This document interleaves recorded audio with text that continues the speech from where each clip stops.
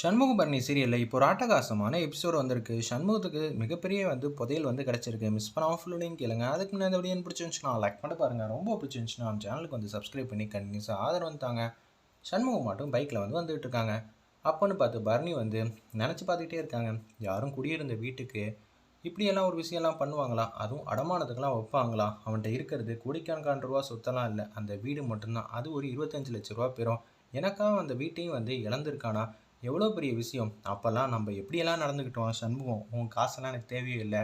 நீ அந்த கிளினிக் பக்கம் மட்டும் வந்தேன்னு வச்சுக்கேன், நான் அங்கே போகவே மாட்டோன்னு சொல்லி சண்முகத்தோட மனசை எப்படியெல்லாம் காயப்படுத்தியிருக்கோம். அவன் கடைசி வரைக்கும் நமக்கு நல்லது மட்டும் தானே செஞ்சுக்கிட்டு இருக்கான் அப்படின்னு சொல்லி யோசிச்சு நடந்து வந்துக்கிட்டே இருக்காங்க பரணி எமோஷனலாக. அப்போன்னு பார்த்து சண்முகம் பைக்கில் வரப்போ நிப்பாட்டுறாங்க. ஒன்று கன்னத்தில் புளிச்சுன்னு அடிக்கிறாங்க. வெட்டுக்கிளி பின்னாடி ஜெட்டு வேகத்தில் வேகமாக ஓடி போயிட்டாங்க. அந்த இடத்துல என்னடா பண்ணி வச்சிருக்க?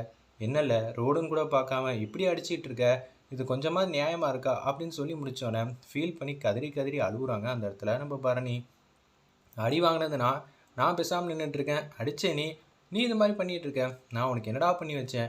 அந்த வீட்டு பத்திரம் எங்கடா இருக்குது? நீ இந்த வீட்டு பத்திரம்லாம் கொடுக்கக்கூடாது, ஏன்னா என்கிட்ட இருக்கிறது இந்த ஒரே ஒரு சொத்து தாம்மா. இதை அடமானம் வச்சேன்னு வச்சுக்கேன், என் மனசு கஷ்டமாக இருக்கும். அப்போனா நான் கிளினிக்காக காசு கேட்டப்ப அதுவும் அவர்கிட்ட வீட்டு பத்திரத்தை அடமானம் வச்சு தானடா எனக்கு காசெல்லாம் வாங்கி கொடுத்த, ஏன்டா நீ இப்படி பண்ணிக்கிட்டு இருக்க அப்படின்னு சொல்கிறாங்க. அந்த இடத்துல நம்ம பரணி தெரிஞ்சிடுச்சா, சரி எதுவாக இருந்தாலும் வீட்டில் போய் பேசிக்கலான்னு ரோடுன்னு கூட பார்க்காம அப்படியே ஹக் பண்ணிடுறாங்க. சுற்றி இருக்கிறவங்களாம் சண்முகம் பரவாயில்லப்பா, 2 பேரும் சேர்ந்துட்டீங்களே அது சந்தோஷம்னு சொல்லிட்டு அப்படியே எல்லாம் நடந்து போயிட்டுருக்காங்க. ஏன் நீ வீட்டில் போய் எதுவாக இருந்தாலும் பேசிக்கலாம் அப்படின்னு சொல்கிறாங்க. அந்த இடத்துல நம்ம சண்முகம் இருந்தாலும் கேட்குற மாதிரியே இல்லை. சரி வா வண்டியில் உட்காருன்னொன்னே திருப்பியும் கன்னத்தில் பொலிச்சுன்னு அடிக்கிறாங்க. பொண்டாடிக்கிட்ட கேட்காம வீட்டு வாழ்கிற வீட்டில் நீ என்னடா பண்ணி வச்சுருக்க? அடமானம் வைப்பியா? நானே கேட்டாலும் எனக்கே தெரியாமல் வைப்பியா?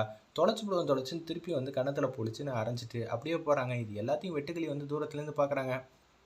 அண்ணா நான் வந்துட்டேனே அப்படின்னு சொல்லிட்டு ஏறி உட்காடுறாங்க. என்னண்ணே அடி கொஞ்சம் பலமோ? எத்தனை அடி நான் வாங்கினேன் அப்படின்னு சொல்லி கேட்குறாங்க நம்ம சண்முகம். ஆனால் இது வரைக்கும் எனக்கு தெரிஞ்சு 3 அடி வாங்கினேண்ணே. வேறு எதுவும் சைலண்ட்டாக திட்டிட்டு போனாங்களா இல்லையான்னு எனக்கு தெரியல. என்னண்ணே நான் சொன்னது கரெக்டாக? அப்போனா தூரத்துலேருந்து இதெல்லாம் பார்த்துக்கிட்டு தான் இருக்கேன், அண்ணனுக்கு உதவி செய்யாமல் ஓடிட்டல்ல அப்படின்னு சொல்லி சண்முகம் வெட்டுக்கிளியே மண்டையில் டொயங்கன்னு கொட்டுறாங்க. அல்டிமேட்டாக இருந்துச்சுன்னே சொல்லலாம். சவுந்தரபாண்டியனுக்கும் முத்துப்பாண்டியனுக்கும் நல்லாவே தெரிஞ்சிச்சு, நம்ம சண்முகம் அந்த ஸ்கூலை வாங்கி தான் பிரின்ஸிபல் ஆக்கணும்னு சொல்லி ரத்னாவோட ஆசை கனவை நிறைவேற்றணும் தான் அப்படி ப்ளே பண்ணுறாங்கன்னு தெரிஞ்சோன்னே 5 கோடி ரூபா பணத்தை எடுத்துகிட்டு போயிட்டுருக்காங்க. சனியன் தூக்கிட்டு வந்துட்டு இருக்காங்க. என்ன அண்ணாச்சி எப்படி இருக்கீங்க? நீங்கள் சொன்ன மாதிரியே நான் ரத்னா வேலையை விட்டு தூக்கிட்டேனே, அப்படி இருக்கும்போது திருப்பி என்ன வேணும் உங்களுக்கு, என்ன அப்ளிகேஷன் இருக்குங்கிற மாதிரி கேட்குறாங்க. அந்த இடத்துல நம்ம ஓனரு, நீங்கள் சொன்ன மாதிரி சிறப்பாக செஞ்சிட்டீங்க, ஆனால் சண்முகத்துக்கு ஸ்கூலில் வேலை பேசியிருக்கிற மாதிரி கேள்விப்பட்டேனே. ஆமாய்யா, எனக்கு அப்புறம் பொறுப்பாக இந்த ஸ்கூல் நடத்தணும்ல. ஆமாம்மா, அதுக்கு தான் நானும் வந்திருக்கோம். இப்போதைக்கு அந்த ஸ்கூல் பில்டிங்கு லேண்டு எல்லாம் சேர்த்து பார்த்தா 2 கோடி ரூபா கிட்ட பெருமானமாக இருக்குது. அப்படி இருக்கும்போது நான் உங்களுக்கு 5 கோடி ரூபா தரேன். நீங்கள் ஸ்கூலுக்கெல்லாம் விலைவாசியெல்லாம் பார்க்கவே கூடாது, கட்டடமாக பார்க்காதீங்க, குழந்தைங்களுக்கு கல்வியாக பாருங்கள். எனக்கு அவ்வளோ ரூபாலாம் தேவையில்லை. நீங்கள் யாருக்கு தர போகிறீங்க? சண்முகத்துக்கு தானே? அச்சச்சோ, நீங்கள் எல்லாம் பேசுகிறதெல்லாம் கரெக்டு, முன்னாடியே வந்திருக்கணும். நான் சண்முகத்துக்கிட்ட ஆல்ரெடி டீல் பேசி முடிச்சிட்டேன் அப்படின்னு அந்த ஓனர் பேசுகிறாங்க. சண்முகத்துக்கு கொடுத்தா என்ன, எனக்கு கொடுத்தா என்ன? சண்முகோட அப்பா இருக்காங்களே, அவங்களோட சொந்த தங்கச்சி தான் நான் கல்யாணம் பண்ணியிருக்கேன். அப்போ நான் சொந்த தாய் மாமா வீடு தான் அது. அது மட்டும் இல்லாமல் பொண்ணு கொடுத்து பொண்ணு எடுத்திருக்கோம். அவன் சண்முகத்தோட தங்கச்சி தான் என்னோட முத்துப்பாண்டி கல்யாணம் பண்ணியிருக்கான். என்னோட பொண்ணை தான் அவன் கல்யாணம் பண்ணியிருக்கான் சண்முகம். இதெல்லாம் தெரியும்ல. ஓ, பரணி உங்கள் பொண்ணா? ஓகே ஓகே, அப்போனா நீங்கள்லாம் நெருங்கின சொந்தமா அப்படின்னு சொல்லிட்டு இருக்காங்க. அப்புறம் ஏன் ரத்னாவுக்கு வேலையை பறிக்க சொன்னாங்கன்னு அதை மட்டும் அவர் யோசிக்க விட்டுட்டாங்க. நீங்கள் எனக்கு கூட தரலாம், அவன்கிட்ட காசு பணம் பெருசாக இருக்காது. அவனுக்காக நீங்கள் எவ்வளோ நாள் வெயிட் பண்ணுவீங்க? அவன்கிட்ட நான் சொல்லிக்கிறேன், டே மாமா ஸ்கூல் வாங்கிட்டு நல்லபடியாக நடத்துகிறேன்னா அவன் ஓகேன்னு தான் சொல்ல போகிறான். ஓகே, அப்போனா நான் உங்களுக்கே இந்த ஸ்கூலை கொடுக்க முழு சம்மதம் சொல்கிறேங்கிற மாதிரி பேசுகிறாங்க. ஆனால் ஒரே ஒரு கண்டிஷன், நீங்கள் நல்லபடியாக இந்த ஸ்கூலை பார்த்துக்கணும், சரிங்களா அப்படின்னு சொன்னேன். ஓகே, சிறப்பாக பண்ணிட்டா போச்சுங்கிற மாதிரி அந்த இடத்துல சொல்லிடுறாங்க. உடனே வெளியில் வந்துடுறாங்க சவுந்தரபாண்டி, முத்துப்பாண்டி, சனின்னு. எப்படி சார் உங்களால் 2 கோடி ரூபா இடத்துக்கு 5 கோடி ரூபா கொடுக்குறீங்க? ஏயா, எனக்கு நான் லூஸாக பைத்தியமாக பிடிச்சிருக்கு. அந்த இதை ஃபுல்லாக எடுத்துட்டோன்னு வச்சுக்கிங்க, லேண்டு வேல்யூ மட்டும் பிரித்து விற்றா இன்னி ரேட்டுக்கு 10 கோடி ரூபா கிடைக்கும். ஆனால் நான் இப்போ விற்க போகிறதில்ல, விலைவாசிலாம் நல்லா ஏறட்டும், 20 கோடி ரூபா வந்துச்சுன்னா சுத்தமாக கொடுத்துருவேன். அதுக்காக தான் 5 கோடி ரூபா நான் கொடுத்தேன், இல்லாட்டி நான் கொடுக்க நான் பைத்தியமாக பிடிச்சிருக்குங்கிற மாதிரி அவர் வந்து யோசிச்சுட்டு இருக்காரு. அது வரைக்கும் அது ஃபுல்லாக எடுத்ததுக்கு அப்புறமேட்டுக்கு நான் ஒரு நிதானம் இல்லாத ஒரு விஷயத்த வந்து செய்யலான்னு இருக்கேன். அப்படி செஞ்சா வருமானத்துக்கு வருமானம், இடத்துக்கு பாதுகாப்பு எல்லாம் இருக்கும்ல அப்படின்னு சொல்லிட்டு இருக்காங்க. ஒரு பக்கம் சண்முகம் வந்து வீட்ல இருக்கிற எல்லா காசையும் வந்து எண்ணி எண்ணி பார்க்குறாங்க. வைகுண்டம் வந்து பேசுறாங்க, "டேய் இதெல்லாம் எண்ணி பார்த்தா கூட ரூ. 1,00,000 கூட பெறாது" அப்படின்னு சொல்லும்போது, "ஆமாப்பா 98,000 இருக்கு. இப்ப என்ன பண்ணலாம்? சீட்டு வந்து போட்டிருக்கோம்ல." "ஆமா, அப்படி பார்த்தா கூட ரூ. 2,00,000 சீட்டு தள்ளி போனா கூட 1,60,000 1,60,000ன்னு பார்த்தா கூட தோராயமா நம்மகிட்ட 4,15,00,000 தான் இருக்கும். பாக்கி 46,00,000க்கு எங்கடா போவோம்? எனக்கு ஒண்ணுமே புரியலங்கிற மாரி வைகுண்டம் வந்து பேசுறாங்க. இப்போதைக்கு ரூ. 4,50,000 சேர்த்துட்டோம்ல. டேய் 4,15 தான்டா இருக்கு. சரிப்பா பரவாயில்லப்பா பார்த்துக்கலாம் அப்படின்னு சொல்லிட்டு இருக்காங்க. கனி வந்து அவங்க சேர்த்து வச்ச உண்டியல் வந்து குடுக்குறாங்க. இத வச்சு நீ ஸ்கூல வாங்கிடு. அப்பா தாராள பிரபு. நீ குடுக்கறதெல்லாம் சந்தோஷமா தான் இருக்கு.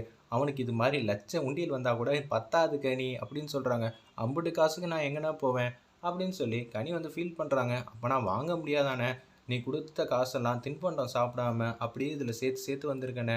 ஒரு ரூ. 5,000 பணம் இருக்குங்கிற மாரி கனி வந்து பேசிட்டு இருக்காங்க அந்த இடத்துல. இப்ப நம்மள சுத்தி பணம் காசு நெறையாவே தேவைப்படுது. என்ன பண்ணலான்னு சொல்லி யோசிக்கும்போது, பசிக்குது முதல்ல சாப்பிடுவோம். அடுத்து எதுவா இருந்தாலும் பேசிக்கலாம்னோனே, சாப்பாட வந்து சாப்பிட்டுட்டு இருக்காங்க. அப்பன்னு பார்த்து பரணி வந்து எமோஷனலா வந்து பார்க்குறாங்க. இதே மாரி தான் அவங்களுக்கு பணம் காசுலாம் தேவைப்பட்டுச்சு. கிளினிக் வந்து ஆரம்பிக்க. அப்போலாம் உன் பணம்லாம் தேவையே இல்லன்னு சொல்லி கன்னா பின்னான்னு திட்டுனாங்க. இதெல்லாம் கண் முன்னாடி வந்துட்டு வந்துட்டு போகுது போல இருக்கு. நீ என்னையே பார்த்துக்கிட்டு இருக்க? அப்படின்னு சொல்லி சண்முகம் வந்து பரணிகிட்ட வந்து கேட்குறாங்க. உடனே பரணி வந்து பேசுறாங்க. ஏன் நான் பார்க்கக்கூடாதா? எனக்கு உரிமை இல்லையா? நான் பார்க்குறனால உனக்கு என்ன ஆகப் போகுது? என்னோட பார்வையும் கண்ணோட்டமும் மாறி இருக்கு. அதுவும் உன்ன பத்தி உள்ளது. அப்படின்னு சொல்றாங்க நம்ம பரணி. உடனே சண்முகம் பேசுறாங்க. என்னைக்குமே எனக்கு ஒரே எண்ணமும் செயலும் தான். ஆனா பார்க்குற விதத்த வந்து நான் மாத்திருக்கேன்டா. உன்ன தப்பா நினச்சுக்கிட்டு இருந்தேன்டா. ஆனா இப்ப தான்டா தெரியுது. உன்னோட நல்ல மனசெல்லாம் எனக்கு இப்ப தான் புரிய வருதுங்கிற மாரி, அந்த இடத்துல வந்து சூப்பரா வந்து பேசிட்டு இருக்காங்க. நான் பரணி 2 பேரும் வந்து ரூம்ல வந்து தூங்கலான்னு இருக்கிறப்ப, பரணி மட்டும் பாய் பக்கத்துல உட்காந்துடுறாங்க. எதுவா இருந்தாலும் காலையில பேசிக்கலாம். நீ முதல்ல தூங்குற வழிய பாருன்னோனே, சண்முகத்த கைய பிடிச்சுட்டாங்க. நான் கைய பிடிச்சுட்டு கொஞ்ச நேரம் உன்கிட்ட பேசணும். அதெல்லாம் பேச வேணாம். காலையில பேசிக்கலாங்கிற மாரி, சண்முகம் வந்து பயப்படுறாங்க. எனக்கு எப்புட்றா பார்த்து பார்த்து ஒவ்வொரு காரியமும் நல்லது மட்டும் செஞ்சுக்கிட்டு இருக்க? உன்னால எப்படி முடியுது? ஏய் ஏஞ்சு போல எனக்கு பயமா இருக்கு. டேய் ஏன்டா இப்படி பண்ணிக்கிட்டு இருக்க? நான் உன்கிட்ட கைய பிடிச்சு பேசணும், பழகணும். எனக்கு ஆசையா இருக்கு. உன்ன பத்தி உள்ள தப்பான அபிப்பிராயம் எல்லாம் எனக்கு டோட்டலா வந்து போயிடுச்சு. இவ்வளோ நல்லவனாடா நீ? ஆரம்பத்துலேருந்து இப்போ வரைக்கும் நான் உன் கைய பிடிச்சிட்டு தான்டா வளர்ந்துட்டு இருக்கேன். ஆனா எனக்கே இதெல்லாம் தெரியல பாரேன். தெரிஞ்சாலும் தெரியாட்டாலும் நீ மறைமுகமா தான் எனக்கு உதவி செஞ்சுட்டு இருக்க அப்படின்னு சொல்லிட்டு இருக்காங்க. பாக்கியம் வந்து வராங்க அந்த இடத்துல. ஒரு பெரிய பெட்டி வந்து குடுக்குறாங்க. என்னம்மா இதில இருக்கு? சண்முகம் பிரிச்சு பாரு. இதில என்ன இருக்கு? ஒண்ணுமே இல்லையே. மஞ்ச பை இருக்குல்ல. அத கீழ கொட்டு பாரு அப்படின்னு சொல்லும்போது, கீழ வந்து கொட்டுறாங்க. பார்த்தா அதில கிட்டத்தட்ட 200 பவுன் கிட்ட வந்து நகை வந்து இருக்கு. இது கிட்டத்தட்ட 60,00,000 70,00,000 கிட்ட இருக்கும். நீ இத வித்தாலும் சரி, இல்ல அடமானம் வச்சாலும் சரி, என்கிட்ட பொட்டு தங்கம் கூட இல்லாம எல்லாத்தையும் உன்கிட்ட வந்து குடுத்துட்டேன். நீ அந்த ஸ்கூல வாங்கு. எதுவா இருந்தாலும் அப்புறம் பேசிக்கலாம். என் அண்ணன் பையன் தோக்கக்கூடாது. தோக்க நான் விடமாட்டேன் அப்படின்னு சொல்லி மாஸ் பண்றாங்க அந்த இடத்துல. நம்ப பாக்கியம் இந்த பொருள் எடுத்துக்கிட்டு கண்டிப்பா வந்து வாங்க தான் போறாங்க.